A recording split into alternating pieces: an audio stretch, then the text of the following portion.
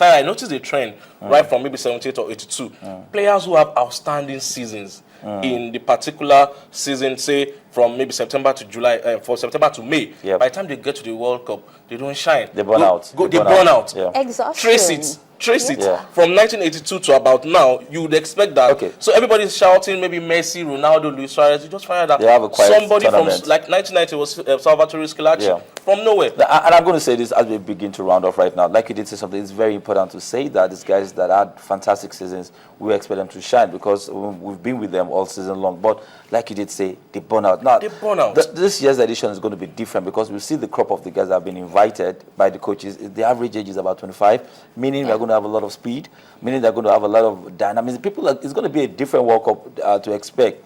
What do you think the outlook of the World Cup will be? I mean, before now, we've had calm guys, we've had flashes of brilliance by a couple of people. This year will be a different ballgame entirely. It's going to make it very interesting. Do you think there will be a birth of new stars? Do you think the regular guys will win the World Cup? I'll start with you before I take Falabi. I'll start with you then. Falabi will. I think one of two things will happen.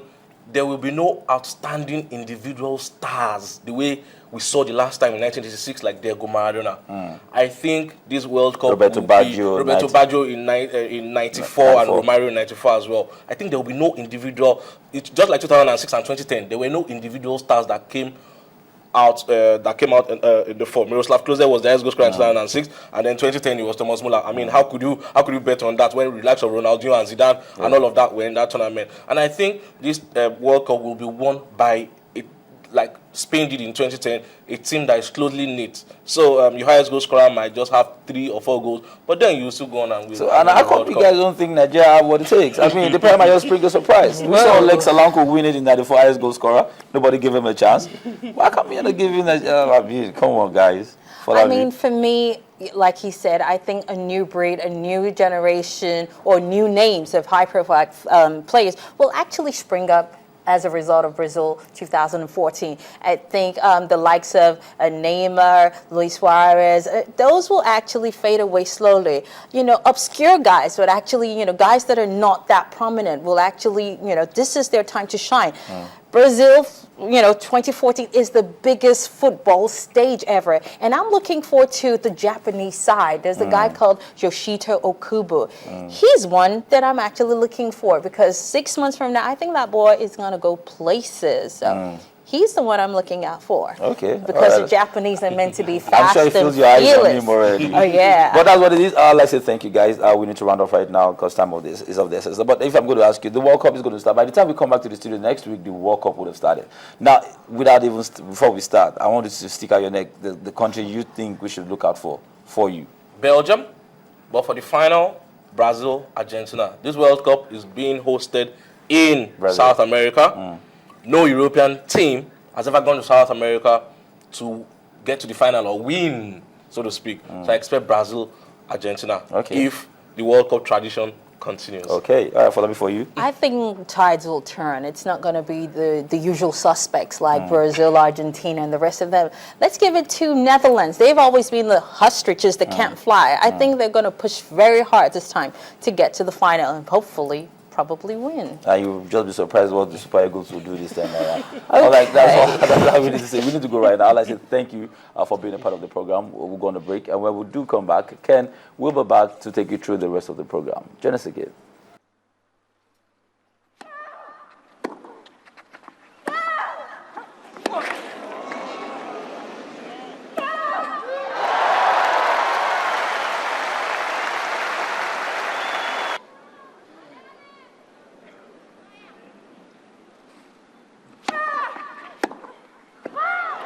Mistake there, first serve, so that brings up 3 match points for Sharapova.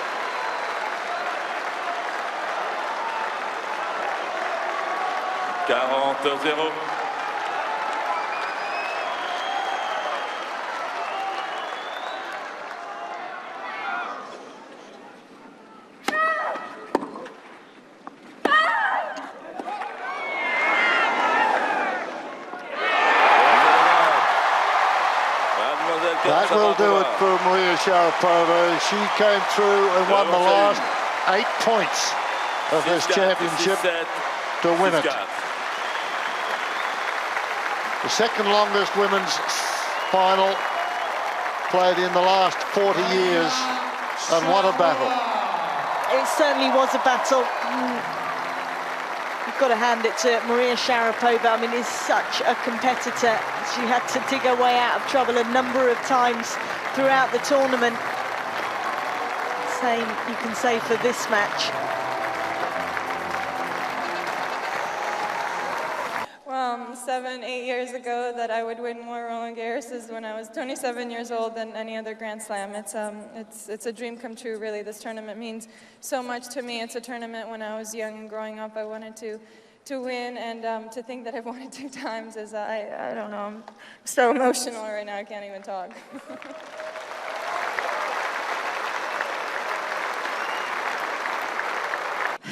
I hope that this tournament you will never forget. It's my first Grand Slams final, and I feel really, I cannot say in words, I cannot explain, but it's really amazing, and I love you. Aujourd'hui, son second titre des internationaux de France. Ladies and gentlemen, today she has won her second French Open title, Maria Sharapova.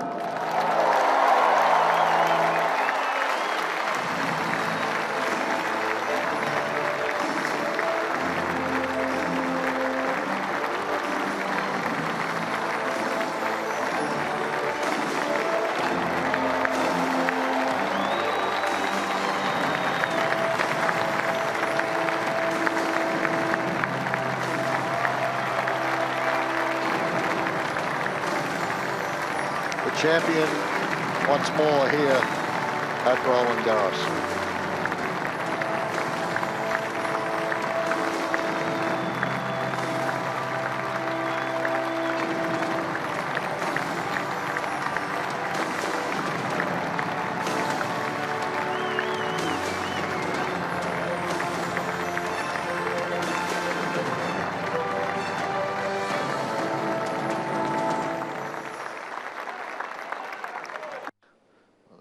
We get through to the third set here.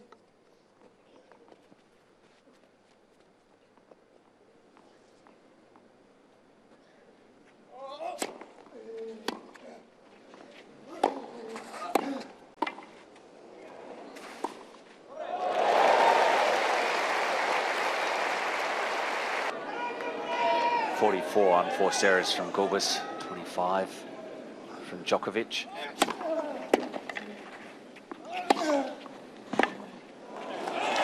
Three match points. Gulbis grabs the back again, but to his credit, he has not had the trainer out there. He hasn't used it pretty much as an excuse or a problem. So let's see. Match point.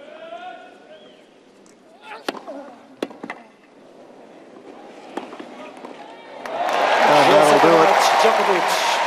So these two fellows have known one another for a long while, but a very strange last couple of sets. And Becker is happy, as the coaching staff. They're good mates. Djokovic won the first 2 sets. Looked as though he was in control, and then a very lethargic match from that point on, up until the last couple of games, wasn't it? Topsy-turvy. Djokovic would be much relieved to get through that match.